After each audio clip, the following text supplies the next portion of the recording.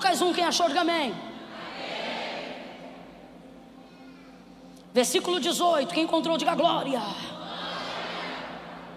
Perguntou Zacarias ao anjo: como saberei isto? Eu sou velho e minha mulher é avançada em idade.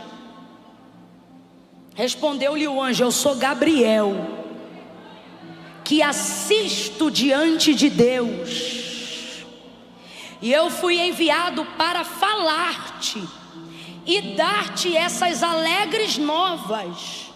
E agora tu ficarás mudo. Diga comigo, e agora? Fala assim, ó, e agora? Por que o anjo dizia agora? Porque não era plano deixar ele mudo. Na mensagem que Gabriel vem entregar para Zacarias, que é uma mensagem boa, é uma mensagem nova, é novidade, é alegria. Olha o que ele disse: eu sou Gabriel, eu venho te trazer essas novas de alegria, de festa. Mas agora, por que agora? Por causa do seu comportamento. Ou seja, não era plano você ficar mudo, mas agora, por causa da maneira como você reagiu diante de uma notícia tão boa, pela maneira como você reagiu diante de uma profecia tão tremenda, pela maneira como você se comportou diante da palavra que você ouviu. Agora tu ficarás mudo e não poderás falar até o dia em que estas coisas aconteçam, porque não crestes nas minhas palavras que ao seu tempo se cumpriram.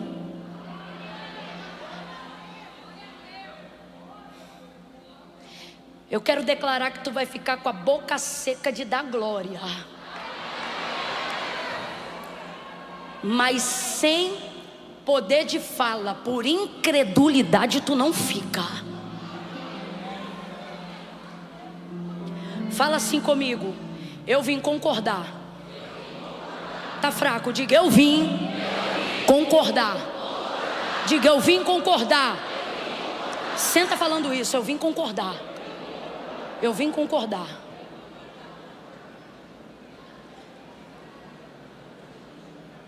Jesus disse assim: aonde estiverem dois ou três reunidos em meu nome, vou traduzir, aonde estiverem dois ou três concordando comigo, eu vou manifestar minha presença no meio deles. Se tiver concordância, tem manifestação. Se tiver concordância, tem revelação. Ele sobe e de cima mantém a mesma aliança. O que vocês ligarem aqui vai ser ligado lá. Que é isso? Concordância. O que vocês desligarem aqui vai ser desligado lá. Deus me deu uma frase sobre Zacarias, eu esqueci porque eu não queria falar ele errado em nada. Ele me disse categoricamente assim: olha, quando a sua boca não estiver pronta para falar o que você crê, não abra para falar do que você tem medo. Se você não estiver pronto para reproduzir o que Deus te disse, se você não estiver pronta para concordar com aquilo que Deus te falou, se a tua fé ainda não tiver sido maturada o suficiente para gerar em você capacidade de verbalização e de repetição em cima daquilo que Deus lhe disse, ganha-se mais se tu ficares de boca fechada do que você dando voz ao seu medo, do que você dando voz à sua incredulidade. A palavra de Deus diz que a boca fala daquilo que o coração está cheio. Agora, por que Deus trata do coração? Para que nós possamos tratar e alinhar a nossa boca e as nossas palavras em linha e em coerência com o nosso coração.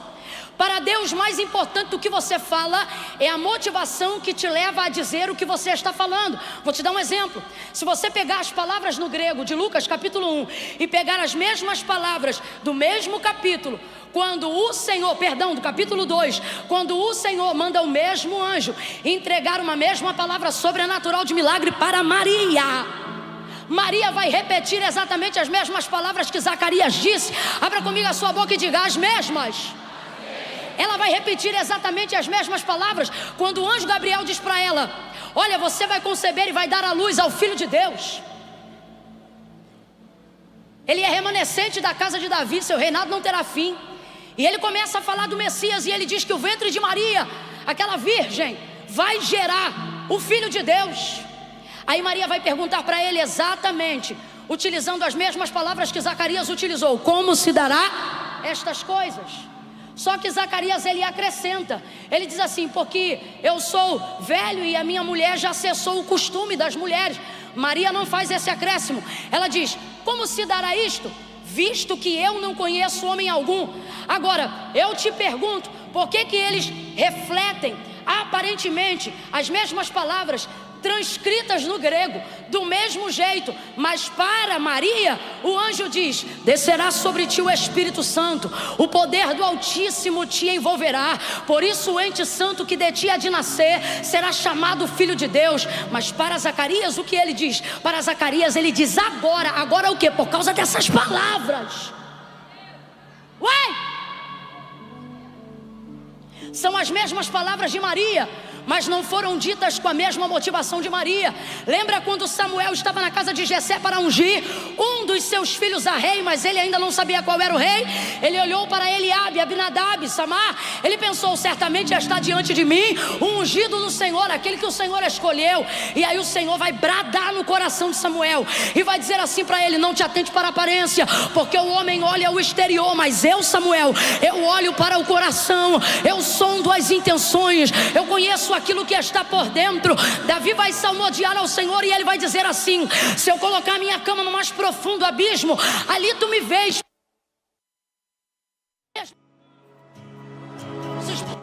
São exatamente a mesma coisa. E se eu subir até onde a alva, ou seja, a luz do sol é capaz de alcançar, ali tu também me vês e ali tu também estás.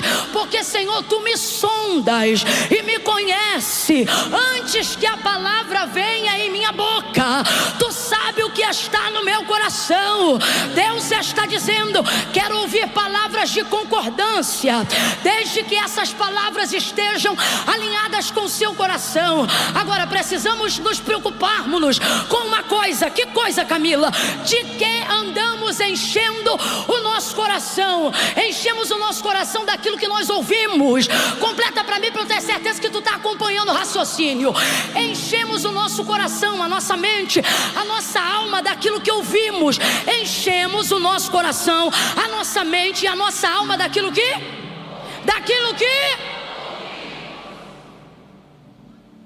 ouvimos. Então começamos a reproduzir aquilo que ouvimos. E na maioria das vezes, apesar de termos da parte de Deus palavras de vitória, promessas de triunfo, não damos voz àquilo que ouvimos de Deus, mas temos facilidade de darmos voz àquilo que ouvimos de nós mesmos. Manifestamos incredulidade através das nossas palavras. Veja isso, as mesmas palavras. Mas quando Maria pergunta como se dará isso, o que ela está dizendo é: o que eu preciso fazer para começar? Quando Zacarias pergunta isso, o que ele está dizendo é: não há nada que eu faça para isto acontecer. Ei, não, você não entendeu, eu vou falar de novo, abre essa mente. Quando Maria faz a citação dessas palavras, o que ela está querendo dizer é: o que eu preciso fazer para isto começar? Quando Zacarias faz uso das palavras, o que ele está dizendo é: não há nada que nós façamos para que isto aconteça. Para ela, Espírito Santo. Para quê? Para encher mais ainda, para gerar mais ainda, para crescer mais ainda. Para ele, vai ficar mudo, sentença, não fala mais nada. Agora veja, isso é castigo, isso é proteção. Quando suas palavras não concordam com o que Deus liberou, é melhor enrolar a língua para o lado de dentro da boca do que soltá-la para o lado de fora dos lábios. Porque sempre que você não dá voz ao que Deus disse, dar a voz ao que alguém que não Deus te falou. Porque a língua é um músculo curioso. Já foi no dentista, tirou o tártarozinho? Eu sei que tu tá com esse sorrisão aí de lente, ninguém diz. Mas antes disso entrar, o tártaro teve que sair.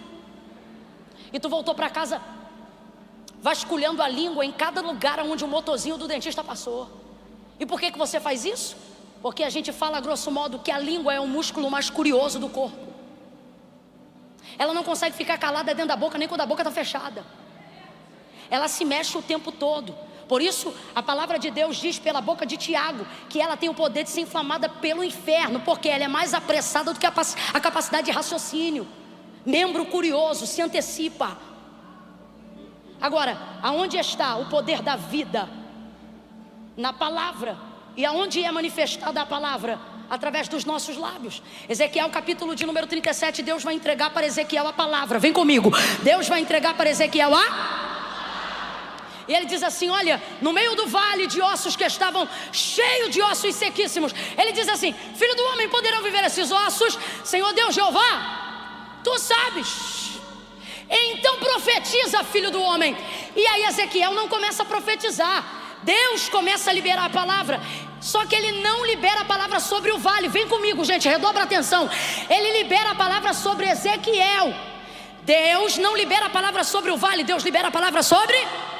Agora eu te pergunto, teria a palavra de Deus mais poder na boca dele mesmo ou do que na boca de Ezequiel? Camila, não entendi. Vai entender. O texto diz que Deus vai para o meio do vale. Ou melhor, coloca Ezequiel lá. E ele não está presente em maneira onipotente ali, apenas onipresente, é uma visão. Aí ele diz assim, filho do homem, tu profetiza. E tu vai profetizar assim, ó. Assim diz o Senhor. Aí Deus entrega a profecia inteira que ele tem que profetizar. Quem ainda está comigo, diga amém. Amém. Quem ainda está prestando atenção, diga eu. Amém. Quem quer ir embora agora, diga eu. Vai. Foi sem querer, isso é prontidão, é língua, é curioso, lembra? Eu tenho certeza que animada desse jeito não quer ir, só foi ela, tadinha. Não tem como. Então veja, Deus está liberando a palavra que é dele, vem comigo. Deus está liberando a palavra que é? A palavra que é de Deus, ela tem poder porque ela é Deus. João capítulo 1, no princípio era o verbo, palavra. O verbo estava com Deus e o verbo era Deus. Nele estava a vida e a vida era a luz dos homens. A luz resplandeceu nas trevas e as trevas não prevaleceram contra ela. Então veja, Jesus é a manifestação em carne do Deus vivo que já estava desde que o mundo existe. Aonde Jesus está em Gênesis 1, Camila? No haja. Ele é o verbo vivo.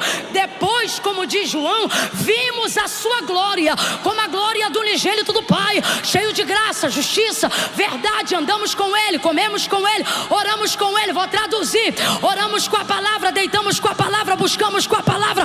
A palavra estava viva em nós, nos nossos corações, nas nossas refeições, nos nossos quartos. A palavra. Agora, o que ele está dizendo na biografia de Jesus Cristo? Que Jesus é Deus e Deus é a palavra. Vai ouvindo. Então por que a palavra de Deus tem poder? Porque a palavra de Deus manifesta quem Ele é. Vem comigo. Por que a palavra de Deus tem poder? Porque a palavra de Deus manifesta quem Ele é. Você quer ver? A palavra de Deus é tão poderosa que não depende do recurso da fé. Quando ela é dita pelo próprio Deus, ela só depende do meu recurso para receber o que Deus disse. Ouça, mas não depende do recurso fé quando é Deus que fala. Quer ver? E disse Deus, haja luz. Quem disse amém? Quem disse eu concordo? Quem disse está ligado? Responda com inteligência. Houve manifestação de fé para ver manifestação de mundo? Deus precisou de fé para fazer sol? Fé para fazer lua?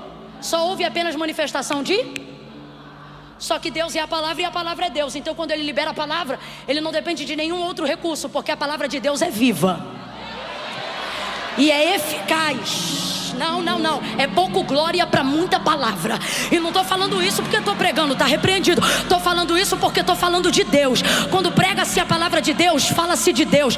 Quando canta-se a palavra de Deus, fala-se de Deus. Quando dá testemunho debaixo da palavra de Deus, é Deus aparecendo no meio do culto. Então toda vez que eu falar da palavra de Deus, trate de reagir ou saia. Porque o que a palavra de Deus diz é: dai ao Senhor, ó filhos dos poderosos, dai ao Senhor a glória devida ao seu nome. adorai-o na beleza da sua santidade.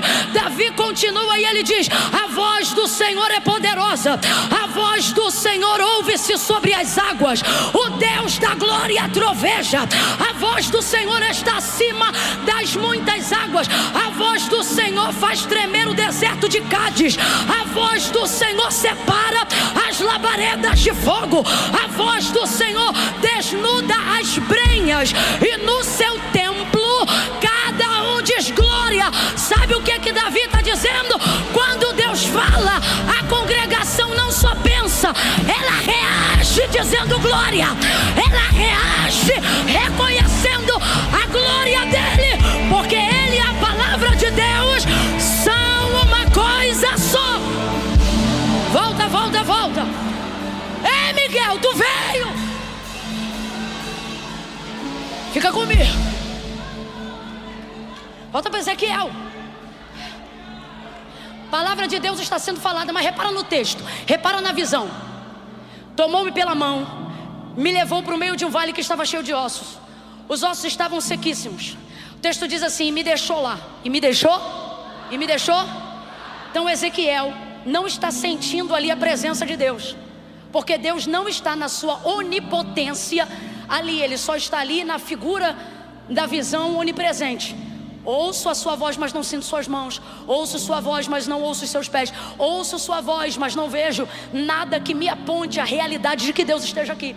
Preciso de alguma coisa para crer que Deus esteja? Não, porque pode ter mão, pode ter pé, pode ter tudo. O que mais evidencia Deus não é figura. Por isso o nosso Deus é invisível, porque a maior característica de Deus... Alguém está me ouvindo aqui?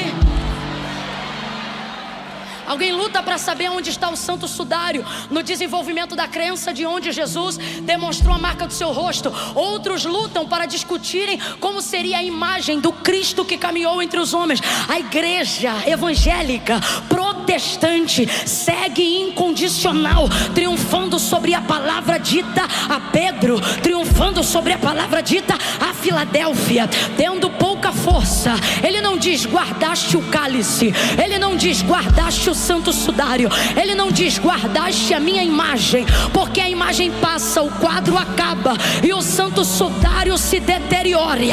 Ele diz: mas bem-aventurada, oh forte, as portas do inferno não vão prevalecerão, porque tendo pouca força, não tem imagem, não tem imagem, não tem imagem, não tem ritual, não tem, mas guardaste o que é mais importante. O que?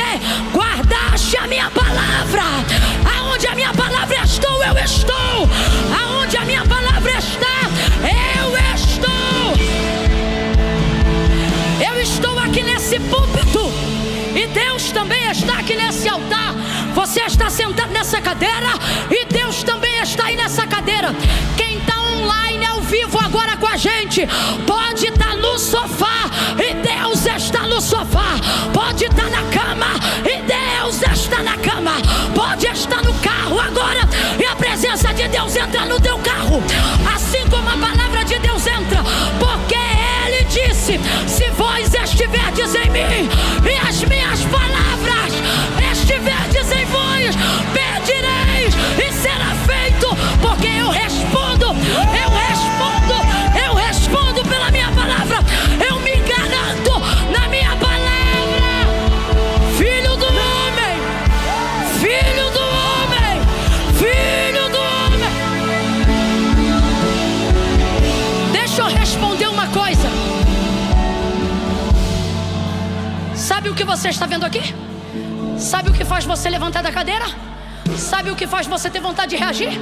Não é Camila Barros, não. Tira a palavra da minha boca para ver se tu levanta. Não é Camila Barros, não. Tira a presença de Deus na minha vida para ver se tu consegue dar glória. Tu nem ia conseguir nem estar sentado aí.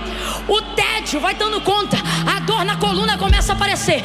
Agora, prega a palavra, canta a palavra. O horário bate e a gente não quer ir embora, porque onde tem palavra tem Deus.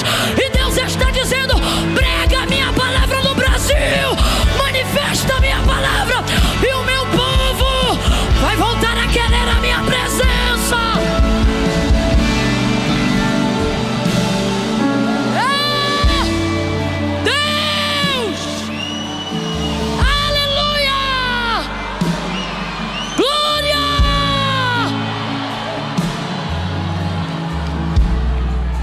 Aí veja,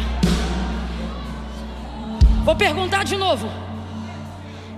Seria porventura, presta atenção, seria porventura a palavra de Deus mais poderosa na boca de Ezequiel do que na boca do próprio Deus?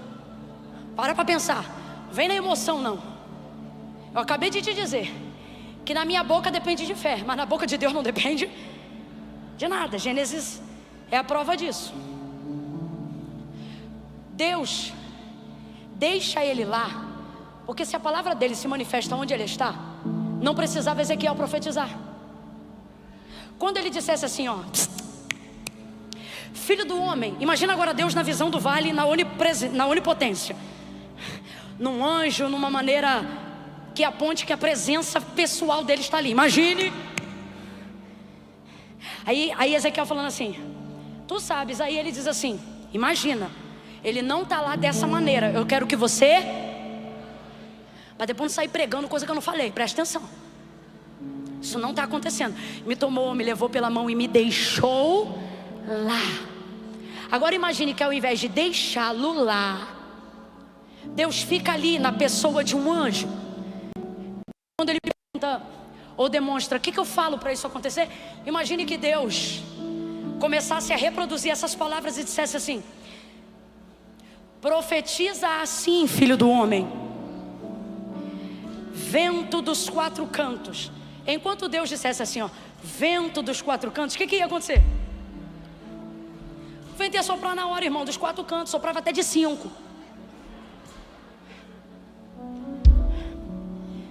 Filho do homem, profetiza assim, ossos secos, ouçam a palavra do Senhor. Rapaz, quando Deus falasse isso no ambiente do vale, não ia precisar Ezequiel dizer nada, minha gente, porque a palavra sendo liberada onde Deus está, não depende mais nada para acontecer. Quem está entendendo, diga amém. Agora volta comigo, me tomou pela mão, me levou e me deixou lá. Filho do homem, ele está fora do vale e botou o homem no dentro do vale. Filho do homem, poderão viver esses ossos? Senhor, tu sabes. Então profetiza, filho do homem. O que ele está dizendo? Libere sobre eles a palavra. Vamos lá, o que é profetizar? Liberar mas não é qualquer palavra. O exercício da profecia se destina originalmente, legitimamente, a capacidade que você tem de reproduzir com fidelidade aquilo que Deus disse. Profeta não inventa, profeta não averigua. Você tem tal coisa e aí entrega a profecia. Você é assim, entrega tal profecia. Irmão, o Deus, desculpa se você crê de outra maneira, mas eu não vejo esse respaldo na Bíblia. O Deus que entrega tudo não entrega metade. Quando é o assim diz o Senhor, não estou falando sobre declaração de palavra de fé, estou falando sobre o exercício da profecia, a capacidade de reproduzir com fidelidade e com legitimidade o que Deus falou. Aí ele diz, profetiza, mas ele não libera a palavra sobre o vale, ele libera a palavra sobre quem? Ezequiel, vem comigo. Ele não libera a palavra sobre o vale, ele libera a palavra sobre. Então eu não sei se Ezequiel está ouvindo a voz dentro da cabeça dele, ou se está ouvindo a voz do lado de fora. O que eu sei é uma coisa: a palavra de Deus só vai ganhar autoridade para levantar os ossos que estão no vale na hora que Ezequiel, e não o vale, na hora que Ezequiel receber e liberar a palavra. Parece simples e mas eu vou falar rasgado agora e você vai entender, e eu fecho em Zacarias.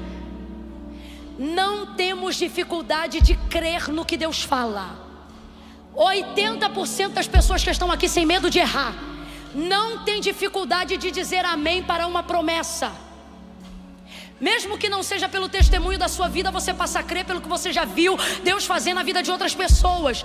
Então o temor se apodera do teu coração. E mesmo que Deus entregue uma palavra muito impossível a você, você não diz eu rejeito. Normalmente você diz amém, eu creio, mesmo não crendo. E por que nós fazemos isso? Porque a palavra de Deus é digna de toda aceitação. Então não há em nós, depois de conhecer Deus e sua palavra, a capacidade de rejeitar o que ele falou. Ora, Camila, se você está dizendo que 80% das pessoas que estão aqui desenvolveram na presença dos cultos, na sua vida de oração, depois de terem entregado a vida para Cristo, a capacidade de concordarem, de receberem, de aceitarem, de acreditarem na palavra do Senhor, porque elas não estão vivendo milagres, porque os ossos não estão se movimentando, porque a coluna continua atrofiada, porque o marido continua cachaceiro, porque o filho continua sendo aviãozinho do tráfico. E aí você diz assim para mim: não, é porque tudo tem o seu tempo. Me mostre quando foi que a palavra de Deus associada à fé dependeu no Antigo ou no Novo Testamento de tempo para ser executada. O paralítico estava diante de Jesus e Jesus disse para ele: levanta, levanta, levanta. O texto não diz que ele disse espera, o texto diz que ele levantou. Ele disse assim: homem, tu queres ficação? Ele diz: eu já estou aqui há tanto tempo e tento cair na água, quando o anjo move e não consigo. Não é o que Jesus perguntou. Jesus não perguntou se ele queria esperar mais um pouco. Jesus disse: tu queres ficação? Jesus não quis agendar o milagre. Quem quer agendar o milagre é você. Olhe para mim, não pela dificuldade de crer no que Deus falou, mas pela dificuldade de verbalizar com a tua boca o que Deus disse. E aonde o milagre é sentenciado? Quando eu concordo. Ligou na terra, ligou no céu, ligou na volta. O leproso chegou para Jesus e disse assim: se tu quiseres, tu podes me limpar. Jesus disse: eu quero. Falou amanhã. Na hora que ele disse eu quero, o homem foi limpo. Pode ter palavra de Deus, pode estar debaixo da crença de que Deus é fiel para fazer. Olhe para cá, eu estou te dando uma palavra didática. Teu 2024 não se compara a tudo que tu viveu até hoje. Se tu conseguir levar isso aqui nessa noite. O que, Camila? Vais levar agora. É como eu guio a minha vida, é pela maneira que eu vivo as minhas veredas. Lâmpada para os meus pés, luz para o meu caminho. É a tua?